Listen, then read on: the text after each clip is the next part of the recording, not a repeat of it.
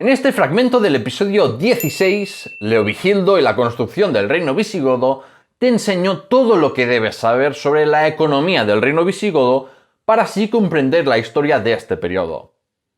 No olvides de darle a me gusta y suscríbete si no lo estás ya. ¡Dentro vídeo! Como sabrás, en toda la economía preindustrial, el sector primario era de lejos el más importante. Así que empecemos por ahí. Los visigodos no provocaron cambios en los cultivos y la dieta de España. La mayor parte de la tierra agrícola se dedicaba al cultivo de trigo y cebada. Y en algunas regiones también abundaban las viñas y olivares. La explotación de la tierra estaba organizada en torno a aldeas y la mayoría de tierras parece que estaban en manos de terratenientes. Como ya vimos en el anterior episodio, había pocos hombres libres y las tierras las labraban siervos, libertos y esclavos. La hambruna era una amenaza constante, porque las sequías, inundaciones y plagas de langostas solían arruinar las cosechas. La situación era aún más lamentable si consideramos que el clima y las tierras de muchas zonas de la península ibérica no eran lo más aptas para según qué cultivo, y menos con las técnicas agrícolas heredadas del Bajo Imperio. Además, epidemias como la plaga de Justiniano o los saqueos y destrucciones propias de la guerra eran recurrentes y suponían un grave problema económico y social.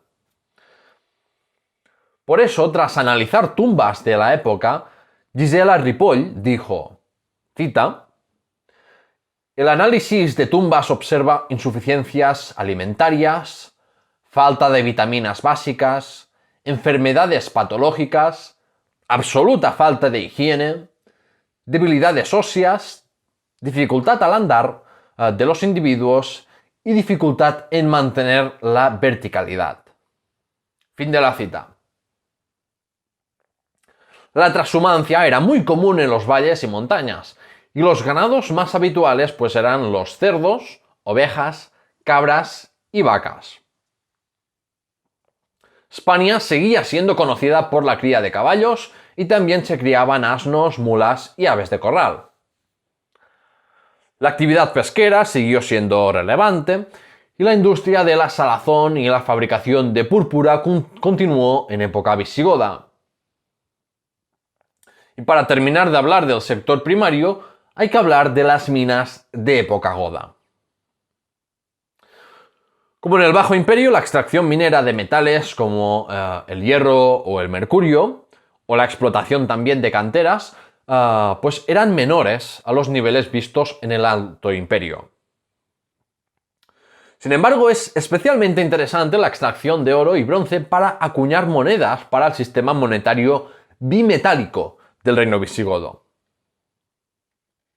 Desde Leovigildo, la acuñación de monedas de oro estaba bajo control estatal, y estas tenían la función de cobrar impuestos a los magnates y financiar los gastos militares. Mientras que las monedas de bronce eran acuñaciones de las ciudades para transacciones comerciales más cotidianas. No había unas pocas cecas grandes, como en época imperial, sino muchas cecas pequeñas, que muchas veces también eran temporales, muchas veces según las necesidades, si había una guerra, por ejemplo, una campaña militar.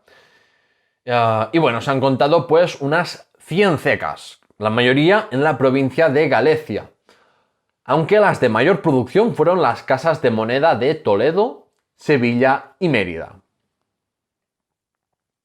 La circulación de moneda era bastante reducida en época visigoda si lo comparamos con la gran cantidad de monedas que hay del Imperio Romano, y más aún si lo comparamos luego con la época andalusí del Emirato y el Califato de Córdoba. Esto se debe a que la economía del reino visigodo era eminentemente autárquica y que había poco comercio tanto a nivel estatal dentro del propio reino visigodo como internacional.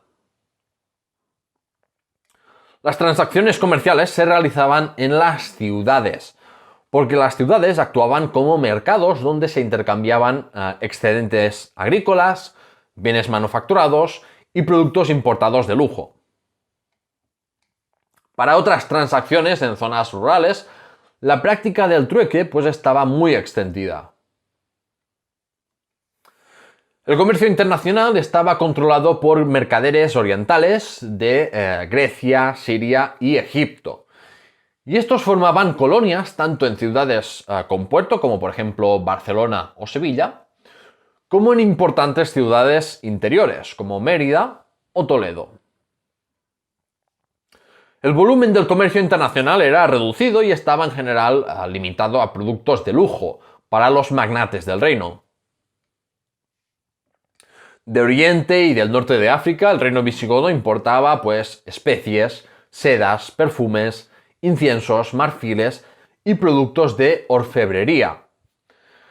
Mientras que el reino visigodo exportaba pues aceite de oliva, vino, sal, esa salsa conocida como garo y los célebres cueros de Córdoba.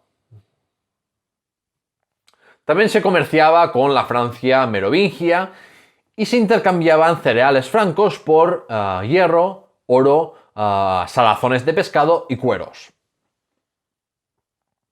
En cuanto a actividades manufactureras, cerámicas, textiles y herramientas agrícolas eran bienes usados por la mayoría de la población y a veces eran producidos para el autoconsumo, es decir, lo producía quien lo iba a usar. Pero claro, actividades artesanales como la orfebrería eran mucho más marginales porque sus productos estaban restringidos a las clases dominantes de la sociedad visigoda. Por lo tanto, el panorama general de la economía visigoda no era muy bueno, no era muy halagüeño. Pero era un fenómeno que se producía en todo el mundo posromano. En comparación con la economía del Imperio Romano en su apogeo, la economía visigoda pues era más rural y autárquica, con una producción menos especializada y más dedicada al autoconsumo. La riqueza en general era menor que en época imperial, y las hambrunas, plagas y epidemias, al igual que en muchos momentos de la historia, pues podían ocurrir en cualquier momento. No fue un gran periodo para estar vivo, la verdad, pero para la mayoría de las personas en la historia de la humanidad siempre ha sido así. ¿No es así?